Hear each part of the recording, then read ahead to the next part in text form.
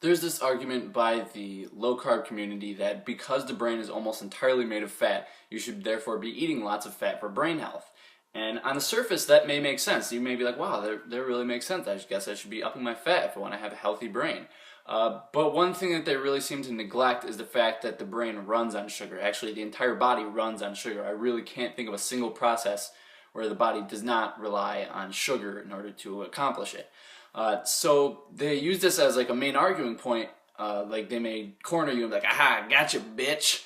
The brain is almost entirely fat. What are you going to do with all those carbs? I don't know, maybe make the brain work because you have the carbs to do that. I mean, let's look at this as an analogy of a car. If you find out that your car is, surprise, surprise, made of an almost entirely metal, you would therefore, with this sort of logic, be putting a bunch of metal in your gas tank. Now, if you care what the car runs on, you would be putting gas in the gas tank, just like you should be putting glucose and fructose in the glycogen tank. I've just never really understood this logic where just because something is made of fat, you should be eating large amounts of fat.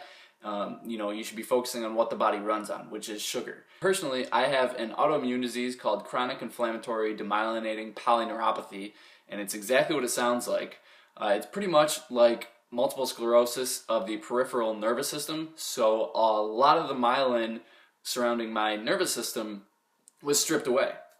So I had to rebuild all of the myelin surrounding my peripheral nervous system, and myelin is, of course, fat. But I have done so following a low-fat diet, and actually my recovery rate has increased dramatically since I started following a low-fat vegan. I went raw vegan first, and now I'm incorporating more cooked food.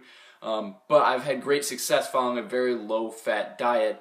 And actually, Dr. John McDougall and Drs. Royce Swink have had great success with multiple sclerosis following a very low-fat diet. And in these studies, they found that not only did people recover much better following low-fat diets, but the people who strayed from the diet and ate even 8 grams of saturated fat, that's just 8 grams. It's a very small amount of saturated fat. They found that people who ate just 8 grams had a huge increase in the likelihood of having a relapse in terms of multiple sclerosis. If anyone should be following a high-fat diet, it should be me, right? Because I need to be remyelinating my nervous system. It should be people with multiple sclerosis who need to be remyelinating their nervous system.